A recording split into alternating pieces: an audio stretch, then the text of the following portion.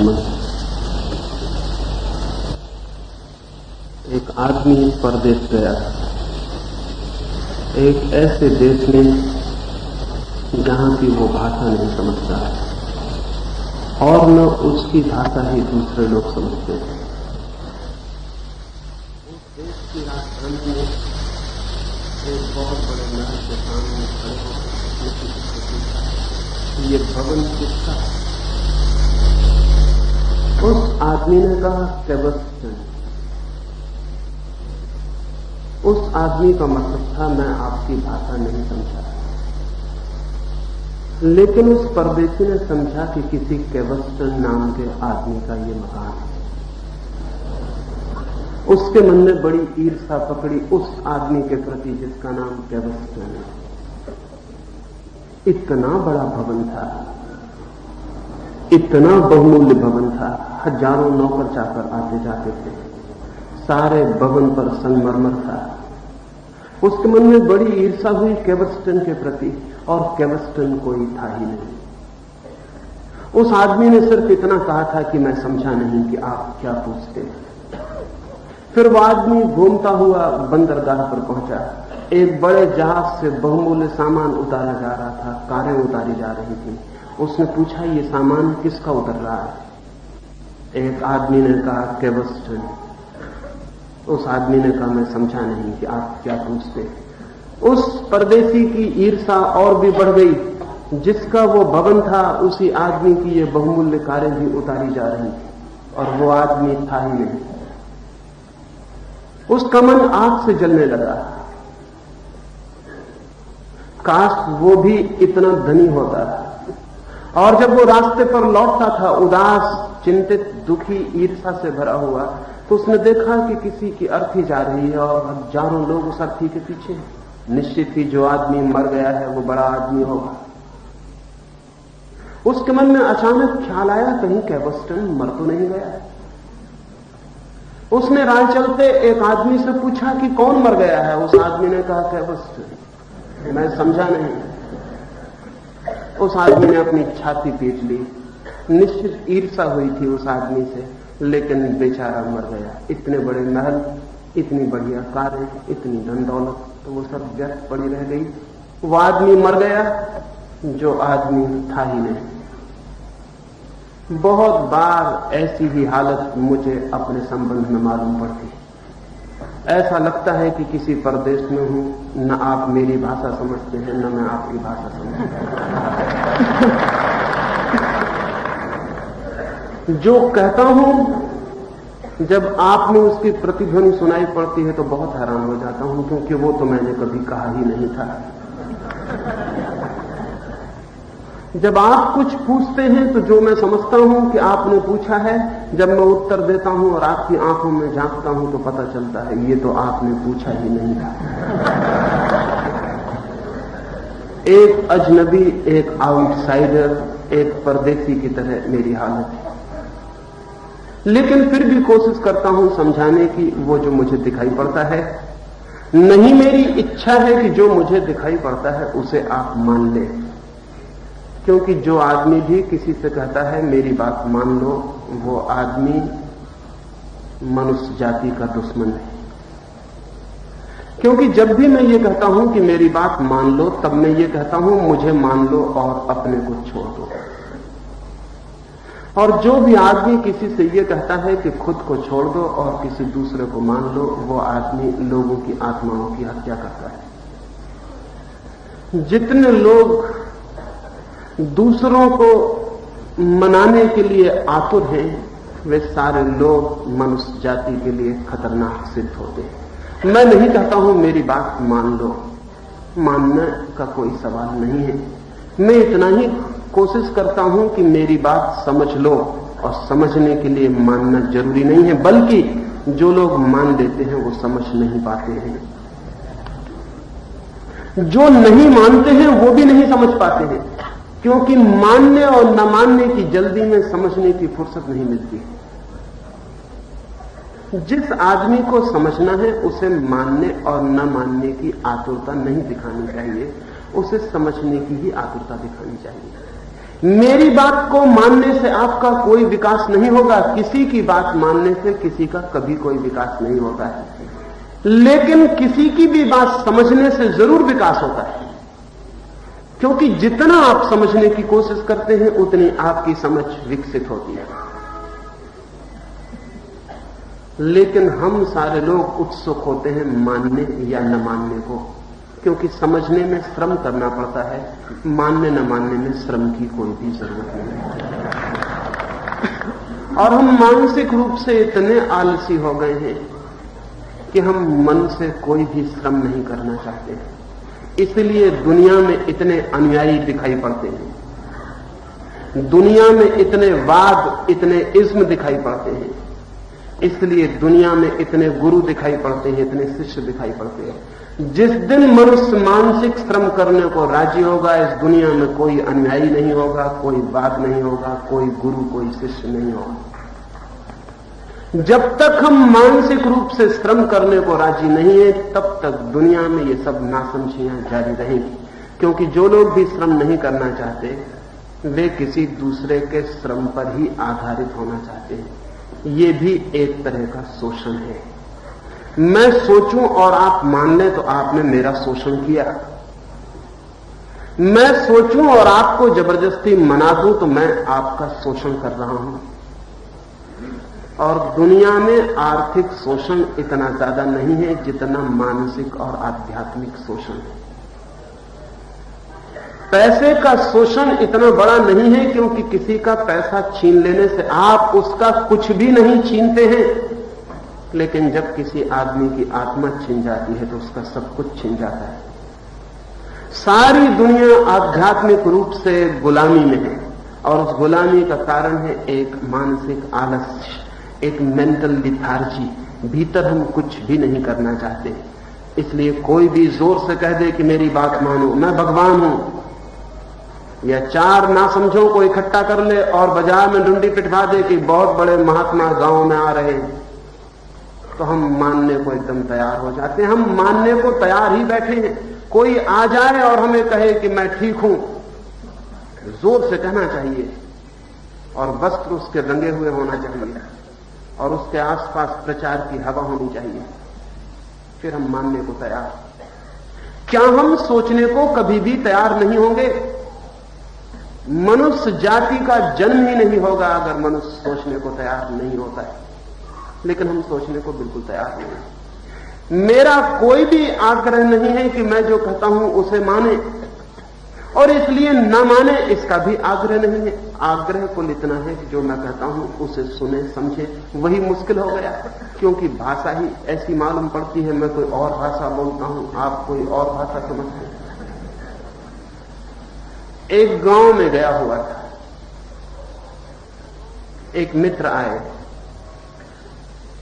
और कहने लगे लोकतंत्र के संबंध में आपका क्या ख्याल है, डेमोक्रेसी के बाबत आप क्या सोचते हैं? मैंने कहा जिसे तुम लोकतंत्र कहते हो, अगर यही लोकतंत्र है तो इससे तो बेहतर है कि मुल्क तानाशाही में चला जाए।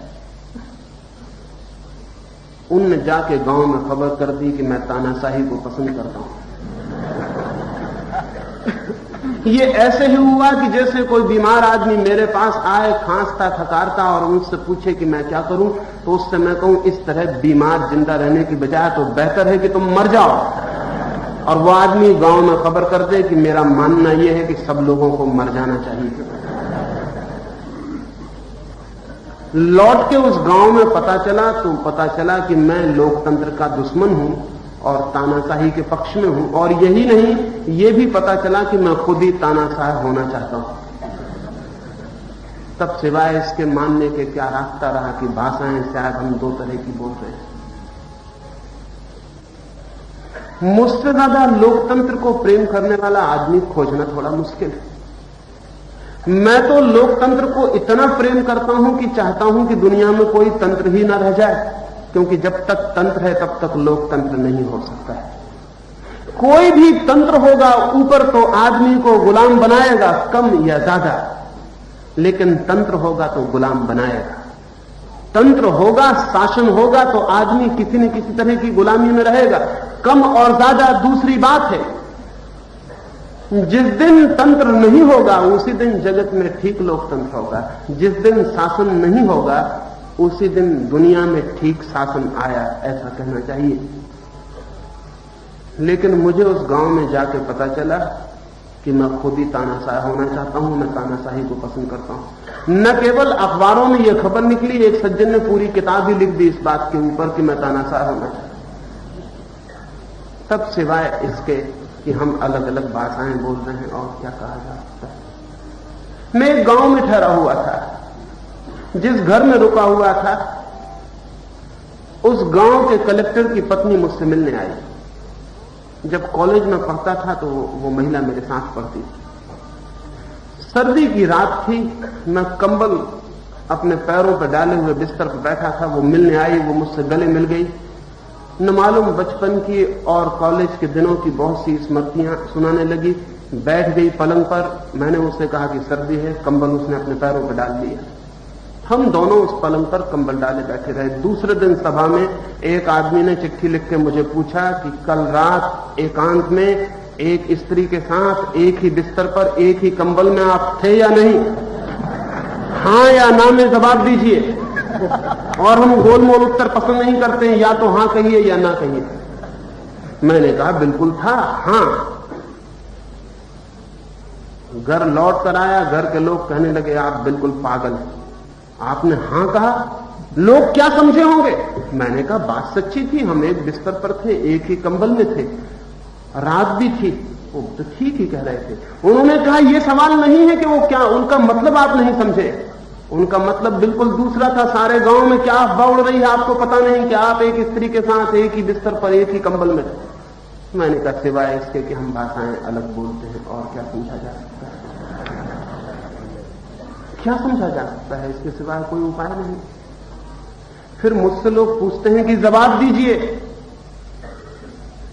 और जवाब गोलमोल नहीं होना चाहिए, सीधा सीधा होना चाहिए। वे हां और ना में जवाब चाहते हैं।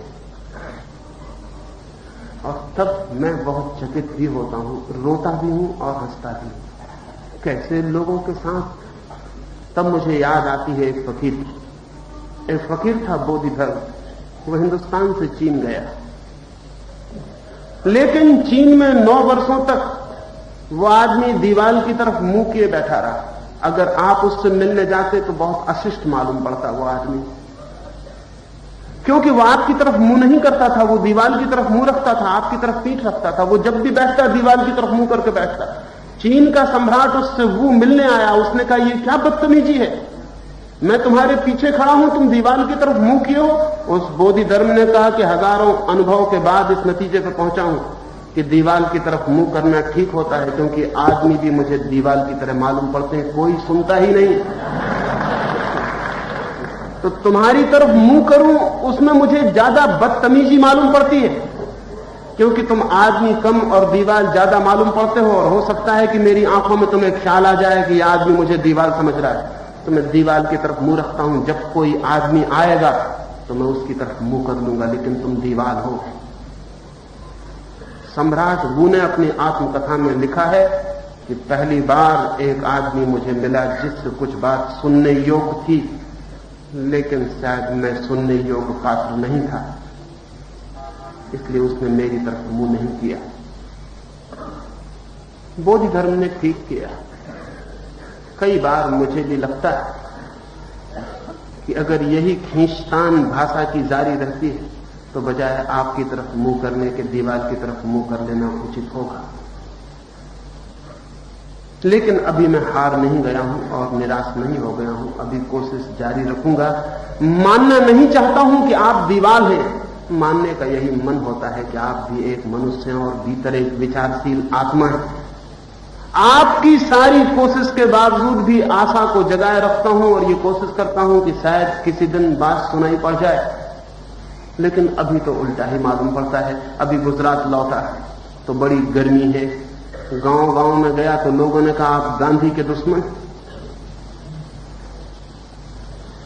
तब मुझे बड़ा आश्चर्य हुआ, अगर गांधी के कोई दुश्मन है इस मुल्क में तो गोंडसे से भी ज्यादा गांधीवादी गांधी के दुश्मन है।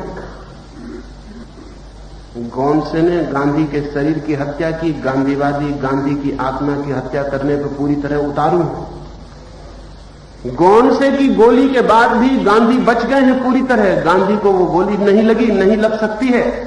लेकिन गांधीवादी जो गांधी का जय जयकार करके जिस तरह की गोलियां मार रहे हैं, गांधी का नाम भी पूछ जाएगा। लेकिन वही लोग खबर करते हैं कि मैं गांधी का दुश्मन हूं। तब मैं हैरान होता हूं कि गांधी से मेरी दुश्मनी क्या हो सकती है? कौन गवाह बनेगा? सिवाय गांधी के कोई गवाह नहीं बन सकता था इस मामले में। लेकिन गवाह वे लोग हैं जो गांधी की सब भांति हत्या कर रहे हैं। यह आपको ख्याल नहीं होगा कि दुनिया में आज तक जीसस की हत्या उन लोगों ने नहीं की जिन्होंने उसे सूली पर लटकाया। जीसस की हत्या की ईसाइयों ने, जो उनके अनुयायी, और सुकरात को उन्होंने नहीं मारा। जिन लोगों ने सुकरात को जहर पिलाया, सुकरात को वे लोग मार सकते हैं जो सुकरात के शिष्य होने के ख्याल में पड़ जाएं।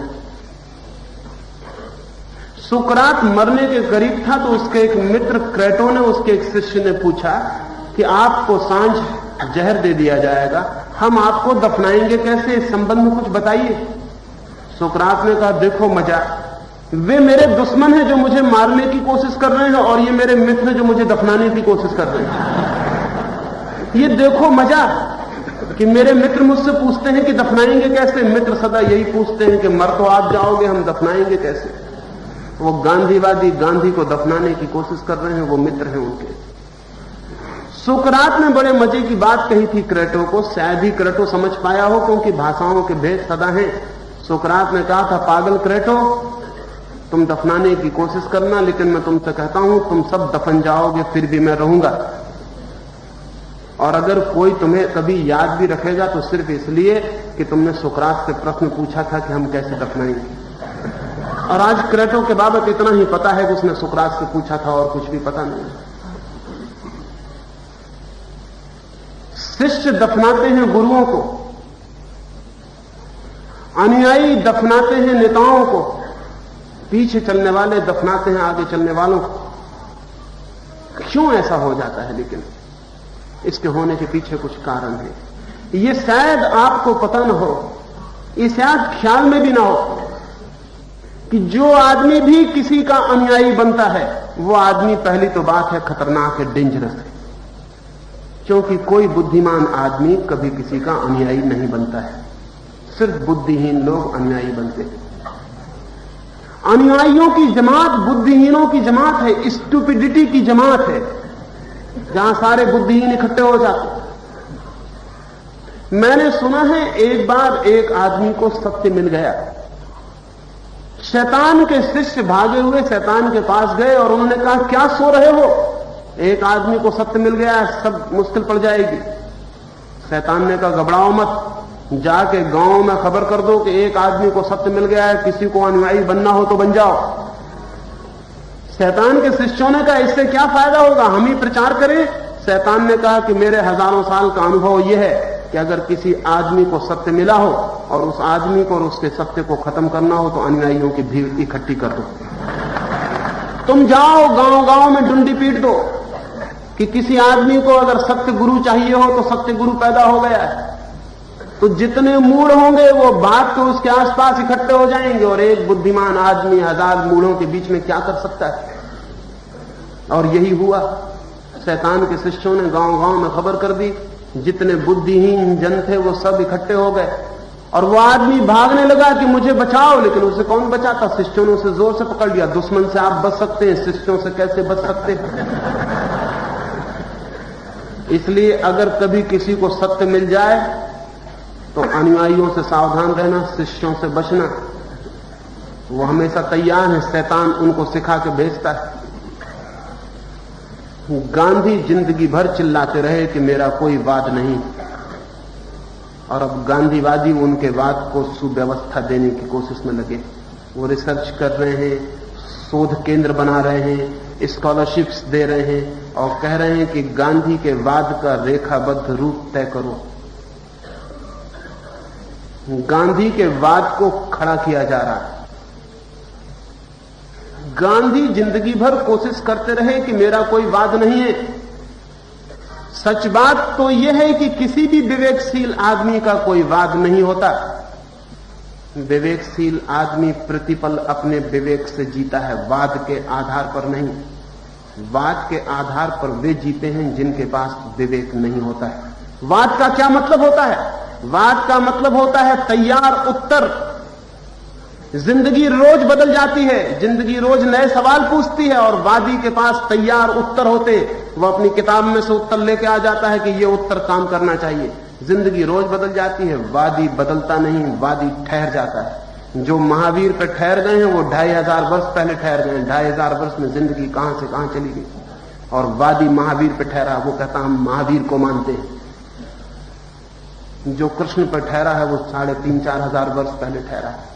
जो क्राइस्ट पे ठहरा है वो 2000 साल पहले ठहरा है। वो वहां ठहर गए हैं, जिंदगी वहां नहीं ठहरी। जिंदगी आगे बढ़ती चली गई है, जिंदगी प्रतिपल बदल जाती है, जिंदगी रोज नए सवाल लाती है। और वादी के पास बंधे हुए रेडीमेड उत्तर, रेडीमेड कपड़े हो सकते हैं, रेडीमेड उत्तर नहीं हो सकते। वो बंधे हुए उत्तर को लेकर नए सवालों के सामने खड़ा हो जाता है। वो कहता है कि हमारे उत्तर सही है, तब ये उत्तर हारते चले जाते हैं। इसलिए वादी व्यक्ति के पास निरंतर हार आती है, कभी जीत नहीं आती। वादी हमेशा हार जाते हैं। मैंने सुना है एक जापान में एक छोटा सा गांव था, उस गांव में 2 मंदिर थे। एक मंदिर उत्तर का मंदिर था, एक दक्षिण का मंदिर। उन दोनों मंदिरों में पुश्तैनी झगड़ा था, दुश्मनी थी। मंदिरों में हमेशा झगड़ा होता है, ये तो आप जानते हैं। 2 मंदिरों में दोस्ती नहीं सुनी होगी, मंदिरों में कभी दोस्ती नहीं होती। अभी वो अच्छे दिन नहीं आए दुनिया में जब मंदिरों में दोस्ती होगी। अभी मंदिरों में झगड़ा होता है, अभी मंदिर खतरनाक है, अभी मंदिर धार्मिक नहीं है। जब तक मंदिर झगड़ा करवाते हैं तब तक वो धार्मिक कैसे हो सकते हैं? अभी दुनिया में सभी मंदिर अधर्म के अड्डे हैं, क्योंकि उनसे झगड़े की शुरुआत होती है। उस गांव के दोनों मंदिरों में भी झगड़ा था। झगड़ा इतना ज्यादा था कि पुजारी एक दूसरे का चेहरा भी देखना पसंद नहीं करते थे। दोनों पुजारियों के पास 2 छोटे बच्चे थे काम के लिए, सब्जी लाने के लिए, ऊपर का काम सेवा करने के लिए। पुजारियों ने उन बच्चों को समझा दिया था कि कभी भूल के दूसरे मंदिर की तरफ मत जाना, और यह भी समझा दिया था कि दूसरे मंदिर का वो जो लड़का है उससे कोई दोस्ती मत करना, हमारी दुश्मनी बहुत प्राचीन है और प्राचीन चीजें बड़ी पवित्र होती हैं। तो ये पवित्र दुश्मनी को बाधा मत देना, कभी मिलना जुलना मत। लेकिन बच्चे बच्चे हैं, बूढ़े बिगाड़ने की कोशिश भी करते हैं तो भी एकदम से बिगाड़ तो नहीं देते। बच्चों को भी बिगड़ने में वक्त लग जाता है। बूढ़े तो बिगाड़ने की कोशिश करते हैं कि जन्म से ही बिगाड़ दें, लेकिन बिगाड़ते बिगाड़ते वक्त लग जाता है। बच्चे थोड़े दिन तक नहीं बिगड़ते हैं, इंकार करते हैं। जिन बच्चों में जितनी जान होती है वो अपने माँ बाप से उतना लड़ते हैं कि बिगाड़ नहीं सकोगे हमें, लेकिन अक्सर माँ बाप जीत जाते हैं और बच्चे हार जाते हैं। अब तक तो ऐसा ही हुआ है, बच्चे अब तक नहीं जीत सके, लेकिन आगे आशा बांधनी चाहिए कि वो वक्त आएगा कि माँ बाप हारेंगे और बच्चे जीतेंगे। क्योंकि जब तक बच्चे नहीं जीतते हैं माँ बाप से, तब तक दुनिया के पुराने रोग समाप्त नहीं हो सकते, वो जारी रहेंगे, क्योंकि माँ बाप उस जहर को बच्चों में डाल देते हैं। वो बूढ़े पुजारी भी उन बच्चों को समझाते थे कि कभी भूल के देखना भी मत, लेकिन बच्चे बच्चे हैं, कभी कभी मौके बेमौके चोरी छिप के वो आपस में मिल लेते थे। चोरी से मिलना पड़ता था। दुनिया इतनी बुरी है कि यहां अच्छे काम भी चोरी से करने पड़ते हैं। अभी अच्छे काम खुले आम करने का नौबत नहीं आ पाई। बच्चों को चोरी से मिलना पड़ता था। लेकिन एक दिन एक पुजारी ने देख लिया कि उसका बच्चा दूसरे बच्चे से रास्ते पे मिल रहा है। वो पुजारी को आग लग गई। हिंदू बाप को आग लग जाती है, मुसलमान बेटे से उसका बेटा मिल रहा हो, और बेटे से बेटा मिल रहा हो तब तो आग कम लगती है, अगर बेटी से बेटा मिल रहा हो तब आग बहुत लग जाती है। क्योंकि 2 बेटों का मिलना उतना खतरनाक नहीं है, लेकिन एक बेटे और बेटी का मिलना बहुत खतरनाक हो सकता है। वो खतरनाक इतना हो सकता है कि हिंदू और मुसलमान दोनों उस खतरे में बह जाएं। इसलिए बेटी और बेटी को मिलने के लिए बिल्कुल ही रुकावट है। पुजारी ने देखा, वो क्रोध से भर गया, उस लड़के को बुलाया और कहा, तू उससे क्या बात कर रहा था? मैंने कितनी बार कहा कि उससे बात नहीं करनी। उस लड़के ने कहा, आज तो मुझे भी लगा कि आप ठीक कहते हैं कि उससे बात नहीं करनी, क्योंकि आज मैं पराजित होकर लौटा हूं। मैंने उस लड़के से पूछा कि कहां जा रहे हो? उस लड़के ने कहा, जहां हवाएं ले जाएं।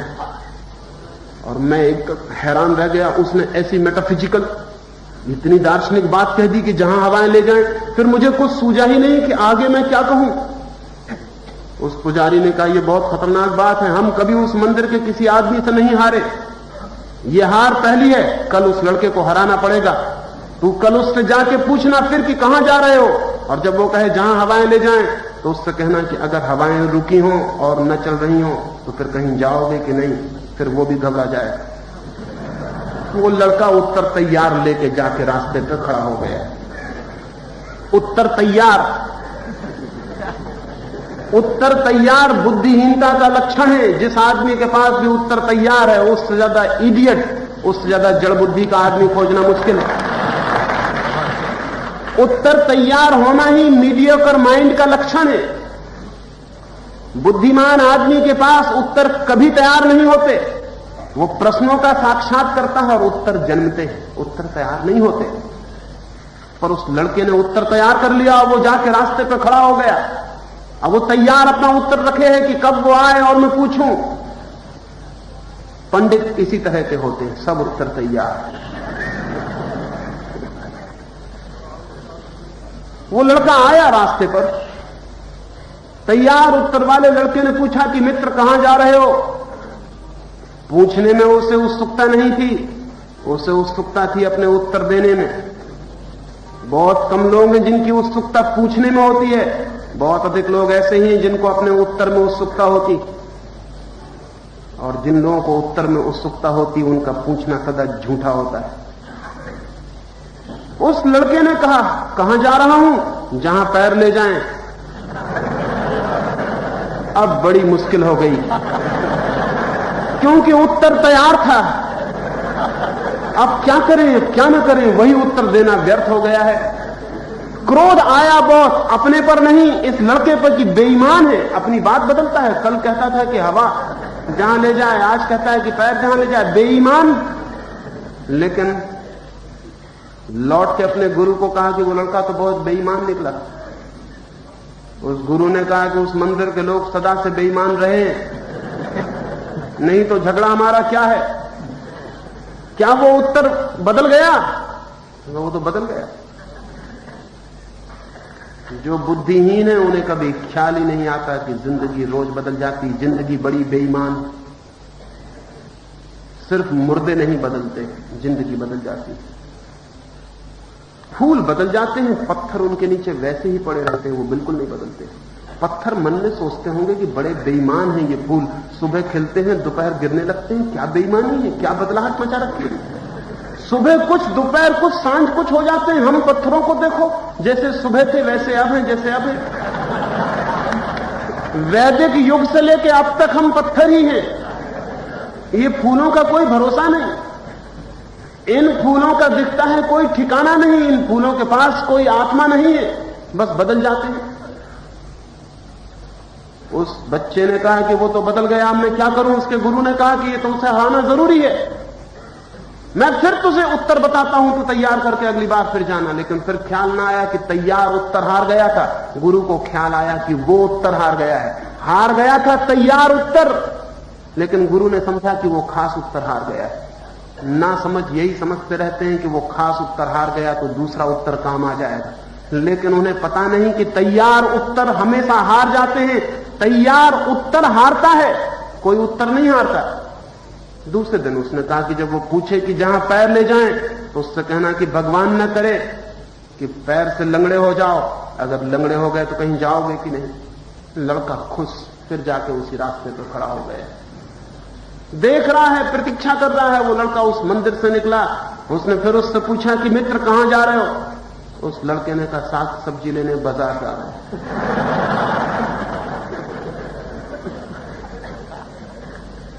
ये हमारा देश तैयार उत्तरों से पीड़ित है। यहां सब उत्तर तैयार हैं और कोई आदमी जिंदगी के किसी सवाल को सीधा एनकाउंटर, सीधा साक्षात करने के लिए तैयार नहीं।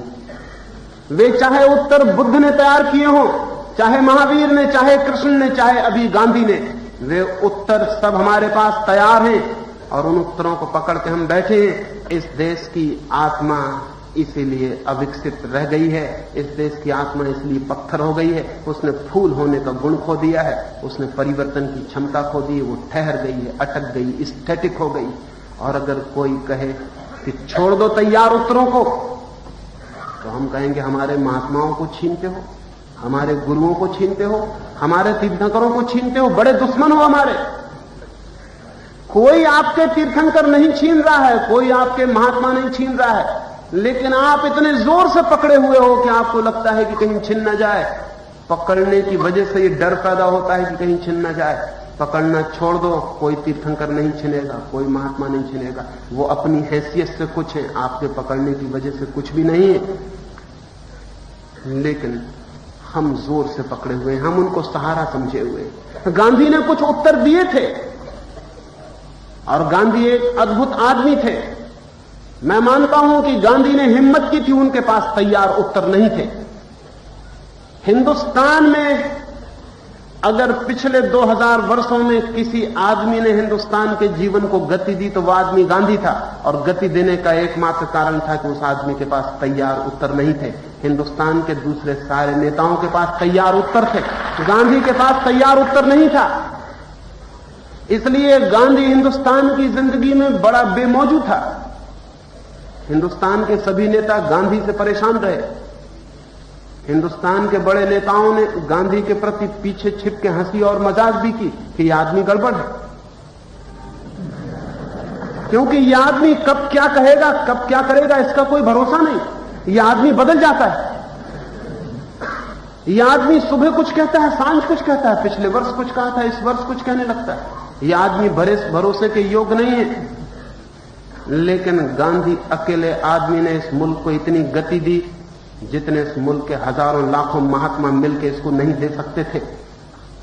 कैसे दी इस आदमी ने गति? इस आदमी के गति देने का बुनियादी सूत्र यह था कि इस आदमी के पास तैयार उत्तर नहीं था। यह आदमी जिंदगी को जीने की कोशिश किया, जिंदगी को सामना करने की कोशिश की, जिंदगी से जूझ के जो उत्तर आया वो इस आदमी ने दिया। लेकिन वो उत्तर भी इसने कभी नहीं माना कि ये अल्टीमेट है, चरम। इतना ही कहा कि अभी ये सूझता है, कल दूसरा भी सूझ सकता है, परसों तीसरा भी सूझ सकता है। हिंदुस्तान के किसी महात्मा ने कभी इस तरह की भाषा नहीं बोली थी। हिंदुस्तान के महात्मा हमेशा चरम भाषा बोलते हैं।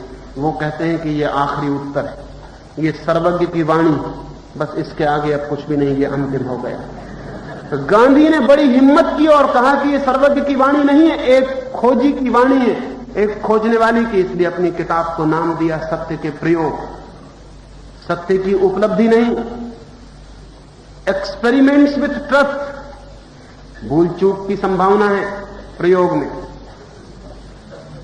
भूल चूक की संभावना को स्वीकार किया।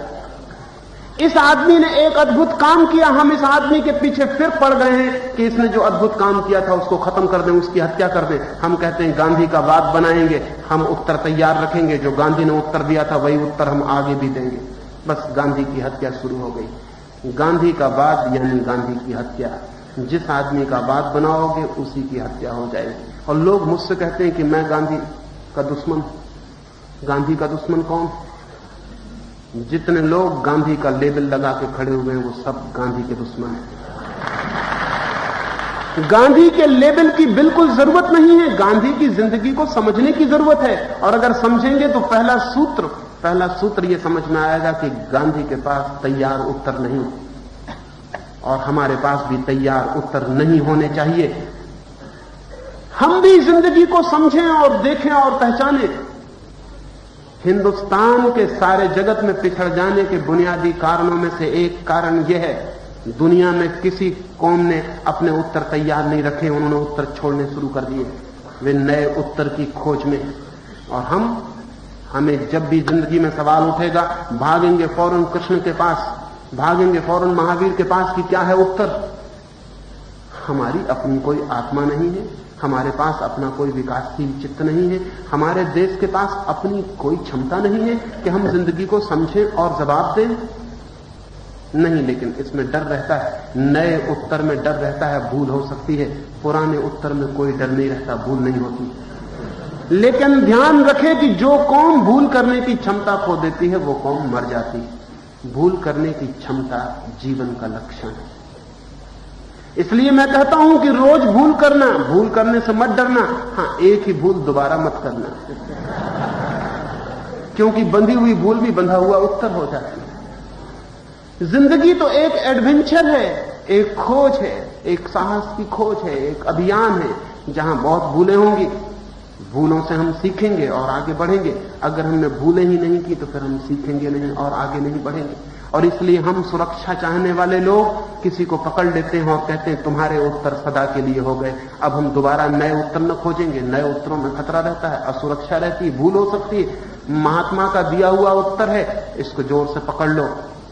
महात्माओं के दिए ताबीज हम पकड़ते थे, वो इतना खतरनाक नहीं था, क्योंकि महात्माओं के ताबीज बिल्कुल बेकार हैं, उनसे कोई खतरा नहीं है। लेकिन महात्माओं के दिए उत्तर अगर मुल्क ने पकड़े तो मुल्क का विकास अवरुद्ध हो जाएगा, मुल्क आगे नहीं जा सकता है।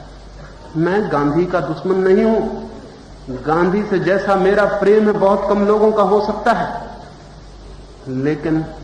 लेकिन प्रेम को प्रकट करने का हम एक ही रास्ता जानते हैं कि किसी आदमी की पत्थर की मूर्ति बनाकर उस पर फूल चढ़ाओ। प्रेम का हम एक ही रास्ता जानते हैं कि पूजा करो। प्रेम का हम एक ही रास्ता जानते हैं कि किसी आदमी को भगवान बना दो, बस प्रेम पूरा हो गया।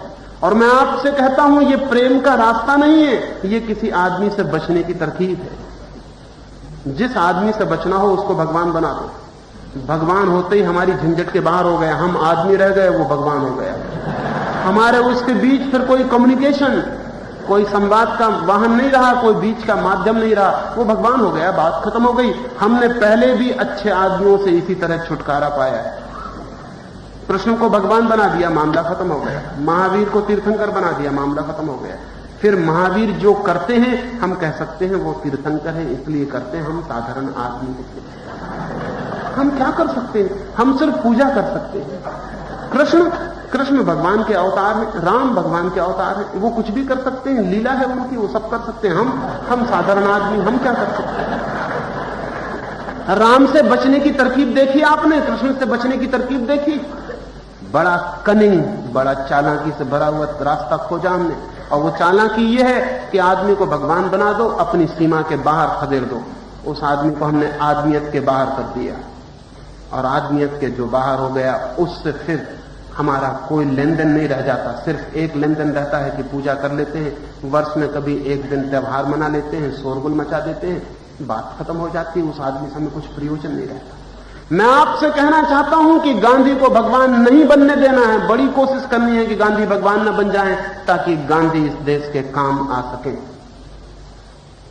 गांधी को आदमी ही रहने देना है, लेकिन गांधी के पीछे चलने वाले लोग बड़ी कोशिश में लगे हैं उन्हें भगवान बनाने में। भगवान बनाने से हमारा उनसे छुटकारा हो जाएगा। पूजा करना किसी आदमी की, बस ये मान लेना है कि ये आदमी नहीं था और हम आदमी हैं। हम आदमी हैं और ये आदमी नहीं था, बस बात खत्म हो गई। हिंदुस्तान ने अपने सब श्रेष्ठ पुरुषों को भगवान बना के बिठा दिया, इसलिए हिंदुस्तान का आदमी श्रेष्ठ नहीं हो सका। हिंदुस्तान के आदमी को देखते हैं, जहां इतने बड़े लोग हुए वहां का आदमी इतना छोटा और दीनहीन क्यों है? कभी इसके बीच कोई विचार किया आपने? जहां महावीर होते हों, जहां बुद्ध चरण रखते हों, जहां गांधी जैसे अद्भुत आदमी के फूल खिलते हों, जहां करोड़ों अरबों अद्भुत लोग पैदा हुए हों, वहां की मनुष्यता की क्या हालत है? वहां का मनुष्य कैसा दीनहीन और जमीन पर रेंगता हुआ है। हमको शर्म भी नहीं आती जब हम कहते हैं कि हम बुद्ध, महावीर और कृष्ण और राम के देश के लोग, हमको शर्म भी नहीं आती। हमें देखकर शक होता है कि न कभी राम हुए होंगे, न कभी बुद्ध हुए होंगे, न कभी कृष्ण हुए होंगे। हमें देखकर सबूत नहीं मिलता उनके होने का। हमें देखकर ऐसा लगता है कि ये सब कहानियां हैं, मनगढ़ंत। हमें देखकर क्या सबूत मिलता है? हमें देखकर सबूत मिलता है कि महावीर पैदा हुए होंगे हमारे बीच। नहीं साहब, महावीर की वजह से आप बड़े नहीं हो सकते, आपकी वजह से महावीर छोटे हो सकते, क्योंकि आप बहुत हैं, महावीर बिल्कुल एक है। लेकिन ये दुर्भाग्य कैसे हुआ? ये दुर्भाग्य ऐसे हुआ कि जिन लोगों के कारण ये मनुष्यता ऊपर उठ सकती थी, उनको हमने मनुष्यता के बाहर कर दी, और तब हम अपनी मनुष्यता के घेरे में छोटे रहने में सुखी हो गए, हम छोटे रहने में तृप्त हो गए, छोटा रहना हमारी नियति हो गई। कुछ लोगों का बड़ा होना नियति है, हमारा छोटा होना नियति है। हिंदुस्तान को अपने सब भगवानों को नीचे उतारकर मनुष्य की भूमि पर खड़ा करना पड़ेगा। महावीर को उतार लाना पड़ेगा अपने बीच, कि हमारी भीड़ में खड़े हो जाएं। इससे महावीर छोटे नहीं होंगे, इससे हमारे बड़े होने की संभावना बढ़ती है। ये दुर्भाग्य, ये बहुत ही अभागी स्थिति है इस देश की, कि जहां इतने अद्भुत लोग हों, वहां की आदमियत इतनी छोटी हो। क्या कारण है? और कभी कभी मैं सोचता हूं कि कहीं ऐसा तो नहीं है कि ये इतने इतने बड़े लोग इसीलिए इतने बड़े दिखाई पड़ते हैं कि हम बहुत छोटे हैं। जैसे स्कूल में काली तख्ती रहती है, ब्लैक बोर्ड, सफेद खड़िया से शिक्षक उस पर लिखता है, सफेद दीवार पे नहीं लिखता। सफेद दीवार पे भी लिखेगा तो लिख तो जाएगा, लेकिन दिखाई नहीं पड़ेगा। दिखाई पड़ेगा काले ब्लैक बोर्ड पर सफेद खड़िया का लिखा हुआ। कहीं ऐसा तो नहीं है कि ये महात्मा, इतने बड़े महात्मा दिखाई पड़ते हैं हमारे ब्लैक बोर्ड पर? ये दीनहीन लोगों का जो इतना बड़ा समूह, इसमें एक आदमी बड़ा होकर दिखाई पड़ने लगता है, क्योंकि वो सफेद और हमारा ब्लैक बोर्ड, उसमें वो बहुत बड़ा हो जाता है। दुनिया में किसी देश में इतने महापुरुष पैदा नहीं होते जितने हमारे यहां पैदा होते। इसमें कुछ शक की बात, इसमें पहली शक की बात यह है कि हमारी मनुष्यता बहुत नीची है, इसलिए एक आदमी जरा ही ऊपर उठता है तो बहुत बड़ा दिखाई पड़ना शुरू हो जाता है। और हमारी मनुष्यता इतनी नीची है कि हम उस आदमी का खूब गुणगान करने लगते हैं। क्यों? क्योंकि उस गुणगान में भी हम अपने अहंकार को तृप्ति देने की कोशिश करते हैं। गांधी जी गोलमेज कॉन्फ्रेंस में इंग्लैंड गए थे। गांधी जी के एक सेक्रेटरी बर्नार्ड शॉ को मिलने गए। बर्नार्ड शॉ से उन्होंने पूछा, शिष्य हमेशा इसको पूछते हैं, शिष्य हमेशा पूछते हैं कि हमारे महात्मा के बाबत क्या ख्याल है। महात्मा की फिक्र नहीं होती, फिक्र इस बात की होती है कि अगर हमारा महात्मा बड़ा है तो हम बड़े महात्मा के बड़े शिष्य। जो मजा बहुत दूसरा होता है। सेक्रेटरी ने बर्नार्ड शॉ को पूछा कि महात्मा गांधी के बाबत क्या ख्याल, आप उनको महात्मा मानते हैं? वो बर्नार्ड शॉ तो बहुत अद्भुत आदमी था। उसने कहा, महात्मा मानता हूं, लेकिन नंबर 2, नंबर 1 का तो मैं ही हूं। सेक्रेटरी बहुत हैरान हुए होंगे, बहुत हैरान हो गए कि ऐसा आदमी, कैसा आदमी है ये कहता है कि नंबर 1 का मैं हूं और नंबर 2 के गांधी। 2 ही महात्मा है दुनिया में, ज्यादा भी नहीं है, लेकिन वो नंबर 2 नंबर 1 में हूं। बहुत दुखी लौटे और गांधी को आके कहा कि बर्नार्ड शॉ तो बहुत अजीब सा आदमी मालूम पड़ता, बहुत अहंकारी मालूम पड़ता है। मैंने पूछा तो उसने ये कहा कि मैं नंबर 1 हूं, आप नंबर 2। गांधी ने कहा कि वो ठीक कहता है, वो सच्चा आदमी। सबके मन में ख्याल तो यही रहता है कि नंबर 1 हम, लेकिन कहने की हिम्मत लोग कम जुटा पाते। उसने ठीक बात कह दी। और इस आदमी को चोट क्यों लगी गांधी के नंबर 2 होने से? चोट लगी इसलिए कि नंबर 2 महात्मा के शिष्य हो गए। जब आदमी के पास कुछ नहीं रह जाता तो झूठे सब्स्टिट्यूट खोजता है ऊंचे होने की। हम चिल्लाते हैं कि हमारा महावीर, हमारा बुद्ध बहुत महान है। क्यों? क्योंकि हमारा है, और हमारा है तो हम भी उसके साथ महान होने का मजा ले लेते हैं। आदमी की तरकीबें अहंकार की बहुत अद्भुत है। एक आदमी पेरिस विश्वविद्यालय में फिलोसॉफी का प्रोफेसर था, और उसकी बात मुझे इतनी प्रीतिकर लगती है। एक दिन सुबह ही आके उसने अपनी क्लास के विद्यार्थियों को कहा कि तुम्हें कुछ खबर मिली? मुझसे बड़ा आदमी इस दुनिया में दूसरा नहीं है। विद्यार्थी समझे कि दिमाग खराब हो गया। एक तो फिलोसॉफी की तरफ दिमाग खराब लोग ही उत्सुक होते हैं, और इनका डर रहता ही है कि कभी भी दिमाग खराब हो जाए।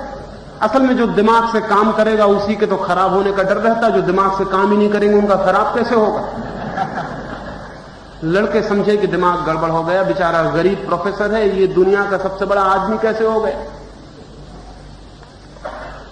राजनीतिज्ञ अगर दुनिया में कहते फिरते हैं कि हमसे बड़ा कोई भी नहीं, तो कोई नहीं फिक्र करता उनकी, क्योंकि उनका दिमाग खराब होता ही है। लेकिन दर्शन का प्रोफेसर कहने लगे तो लड़कों ने पूछा कि आप कह रहे हैं ये आप दुनिया के सबसे बड़े आदमी? उसने कहा न मैं केवल कह रहा हूं, मैं सिद्ध कर सकता हूं, क्योंकि मैं बिना सिद्ध किए कोई बात कहता ही नहीं। उन्होंने कहा तो आप कृपा करें और सिद्ध कर दें। लड़कों को बहुत कठिनाई थी कि वो कैसे सिद्ध करेगा, लेकिन उन्हें पता नहीं। उस प्रोफेसर ने बड़ा व्यंग किया, बड़ा मजाक किया।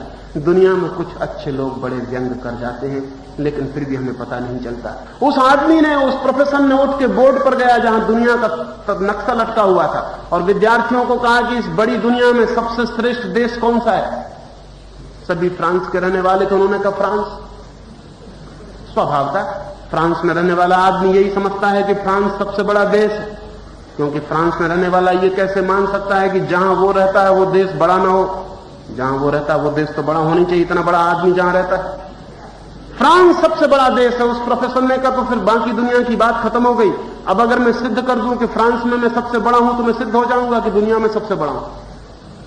तब भी विद्यार्थी नहीं समझ पाए कि वो कहां ले जा रहा है। फिर उसने कहा कि फ्रांस में सबसे श्रेष्ठ नगर कौन सा है? तब विद्यार्थियों को शक हुआ। वो सभी पेरिस के रहने वाले थे। उन्होंने कहा पेरिस। तब उन्हें थोड़ा शक हुआ कि मामला गड़बड़ हुआ जाता है। उस प्रोफेसर ने कहा और पेरिस में सबसे श्रेष्ठ स्थान कौन सा है? निश्चित ही विद्या का केंद्र, विश्वविद्यालय, यूनिवर्सिटी। तो उसने कहा अब यूनिवर्सिटी ही रह गई सिर्फ, और यूनिवर्सिटी में सबसे श्रेष्ठ सब्जेक्ट, सबसे बड़ा विषय कौन सा है? फिलोसफी, दर्शन शास्त्र। और उसने कहा मैं दर्शन शास्त्र का हेड ऑफ द डिपार्टमेंट हूं, दुनिया का सबसे बड़ा आदमी हूं। आदमी का अहंकार कैसे कैसे रास्ते खोजता है। जब आप कहते हैं हिंदू धर्म सबसे बड़ा है, तो भूल के ये मत सोचना कि आपको हिंदू धर्म से कोई मतलब है। आपको मतलब खुद से है। आप हिंदू हैं और हिंदू धर्म को महान कह के अपने को महान कहने की तरकीब खोज रहे हैं। और जब आप कहते हैं कि हमारा भगवान सबसे बड़ा, हमारा महात्मा सबसे बड़ा, तो आपको ना भगवान से कोई मतलब है ना महात्मा से कोई मतलब है। आप कहते हैं कि मेरा महात्मा, मैं इतना बड़ा आदमी हूं कि मेरा महात्मा छोटा कैसे हो सकता है। ये जो दुनिया में झगड़ा है हिंदू मुसलमान का, ईसाई का, जैन का, बौद्ध का, सिख का, ये झगड़ा महात्माओं का झगड़ा नहीं है। ये महात्माओं के आधार पर बड़े होने वाले लोगों के अहंकार का झगड़ा है। इसलिए जब अगर मैं कहूं कि महात्मा गांधी को नीचे लाना है, नहीं ले जाना है स्वर्ग पर, वे पृथ्वी के बड़े काम के हैं, उनकी जड़ें पृथ्वी में ही रखना है, नहीं ले जाना है स्वर्ग में। जब मैं कहूं महावीर को पृथ्वी से जोड़ना है, तो हमें बड़ा कष्ट होता है, क्योंकि हम उनको आकाश में समझ के अपने को भी आकाश में समझने का जो सपना देख रहे थे वो टूट जाता है। नहीं, मैं गांधी का दुश्मन नहीं हूं। मैं चाहता हूं गांधी इस पृथ्वी के नमक बने। मैं चाहता हूं कि गांधी पर हम सोचें। मैं चाहता हूं गांधी से हम सीखें। गांधी को माने नहीं, गांधी से सीखें। और गांधी से अगर कोई बड़ी से बड़ी बात सीखी जा सकती है तो वो ये कि जिंदगी रोज नए उत्तर मांगती है, जिंदगी रोज नई चेतना मांगती है, जिंदगी बंधे हुए धाराओं में नहीं रुकना चाहती, और जो कौम रुक जाती है वो जिंदगी से पिछड़ जाती है और मर जाती है। भारत एक मरा हुआ देश है। हमारा जो अस्तित्व है वो पोस्थुमस है, मरने के बाद का है। हम हजारों साल से मुर्दे की तरह जी रहे हैं। हमने जिंदगी की धारा खो दी है। रूस के बच्चों से पूछो जाके कि क्या कर रहे हो, तो बच्चे सोच रहे हैं कि चांद पर कैसे बस्ती बसाएं। अमेरिका के बच्चों से पूछो तो वो सोच रहे हैं कि अंतरिक्ष में कैसे वो प्रवेश बसेंगे। और हमारे बच्चों से, हमारे बच्चे रामलीला देख रहे हैं आंख पीछे की तरफ। राम बहुत प्यारे हैं, लेकिन रामलीला देखकर जो कौम रुक जाती है वो मर जाती है। अभी और रामलीलाएं होंगी, अभी भविष्य में और राम पैदा होंगे। पुराने रामों से बहुत नए, भगवान थक नहीं गया है, और भगवान और नए राम पैदा करेगा। और भगवान कभी भी पुरानी चीज को दोहराता नहीं, हमेशा श्रेष्ठतर को पैदा करता चला जाता है। अभी और रामलीलाएं होंगी अंतरिक्ष के न मालूम किन तारों पर, न मालूम किन ग्रहों पर, लेकिन वो रामलीलाएं अमेरिका और रूस के बच्चे देखेंगे। हमारे बच्चों को वो सौभाग्य नहीं मिल सकता है। हमारे बच्चे तो तृप्त हैं, अतीत की रामलीला को देखकर ही शांत हो जाते हैं। मैं चाहता हूं ये अतीत उन्मुखी देश भविष्य उन्मुखी हो जाए। मैं चाहता हूं ये आंखें जो पीछे की तरफ जकड़ के खड़ी रह गई हैं, ये आगे की तरफ देखने लगे। भगवान ने बड़ी गलती की है कि हमारी आंखें आगे की तरफ लगाई। अगर वो चैथी पर पीछे लगा देता तो हम बड़े खुश होते, क्योंकि आगे हमको देखना नहीं, हम तो पीछे की रास्तों की उड़ती धूल को देखते हैं। उन रथों को जो निकल चुके, उन कथाओं को जो हो चुकी, वो सब जो हो चुका वही हमारी आंखों में है। जो होने को है वो हमारी आंखों में नहीं। कब तक हम पीछे को पकड़ के रुके रहेंगे? गांधी हो चुके, अब उनको पकड़ के रुकने का मतलब फिर वही रामलीला से रुक जाने का मतलब होगा। नहीं, हम और गांधी पैदा करेंगे, हम और राम पैदा करेंगे, हम और महावीर पैदा करेंगे। हमारी आत्मा चुक नहीं गई, हमारे पास अभी पैदा करने की क्षमता बहुत। हम पीछे नहीं रुकेंगे, हम आगे की तरफ उन्मुख होंगे। जब मैं ये कहता हूं तो लोग समझते हैं शायद मैं वो पीछे हो चुके उनका दुश्मन। मैं उनका दुश्मन नहीं हूं, आप हैं उनके दुश्मन जो उनको पकड़ लेते हैं, क्योंकि उनको पकड़ने की वजह से वे लोग और पैदा हो सकते थे, वे अब पैदा नहीं हो पाते। भविष्य की तरफ चाहिए दृष्टि। इन आने वाले 3 दिनों में ये भविष्य उन्मुख समाज कैसे निर्मित होगा, इस समाज के निर्माण के क्या सूत्र होंगे, इस समाज की क्रांति के क्या आधार होंगे, उस संबंध में मैं बातें करूंगा। अभी तो मैंने प्राथमिक बात कही, और अगर प्राथमिक बात में ही गड़बड़ हो गई होगी समझने में तो फिर बड़ी मुश्किल है। और कुछ बातें कहूंगा, इतनी ही प्रार्थना करूंगा कि समझने की सिर्फ कोशिश करें, मानने की कोई जरूरत नहीं है। न मैं कोई गुरु हूं, न मैं कोई नेता हूं, और न मुझे नेता होने का पागलपन। मैं तो मानता ही ये हूं कि सिर्फ वही लोग नेता होना चाहते हैं जो किसी तरह की इंफीरियरिटी कॉम्प्लेक्स, किसी तरह की हीनता की ग्रंथि से पीड़ित होते हैं। वही लोग सिर्फ नेता होना चाहते हैं। और नेता होना इस मुल्क में अब इतना सरल है कि कोई आदमी अब नेता नहीं होना चाहेगा। एक छोटी सी कहानी और अपनी बात पूरी कर दूंगा। मैंने सुना है एक गधे ने अखबार पढ़ना सीख लिया। मुझे भी हैरानी हुई कि गधे ने अखबार पढ़ना कैसे सीख लिया, लेकिन फिर मुझे पता चला कि गधे और कुछ कर भी तो नहीं सकते हैं सिवाय अखबार पढ़ने के। गधा अखबार पढ़ने लगा तो गधा ज्ञानी हो गया। बहुत से गधे अखबार पढ़ के ही ज्ञानी हो जाते हैं। जब वो अखबार पढ़ने लगा तो वो भाषण देना भी सीख गया, क्योंकि अखबार जो पढ़ लेता है वो भाषण भी दे सकता है। भाषण में और कुछ तो करना नहीं पड़ता, अखबार जो आपके दिमाग में डाल दें उसे मुंह से निकाल देना पड़ता है। और फिर गधे के पास तो बहुत सशक्त मुंह है, शास्त्रीय कला है, तो वो भाषण देने लगा।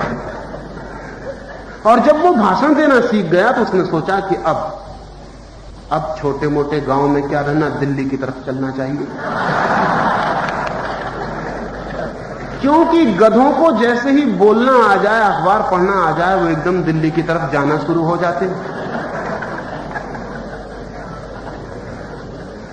वो गधा एकदम दिल्ली पहुंचा। गधों को दिल्ली पहुंचने से रोकना भी बहुत मुश्किल है।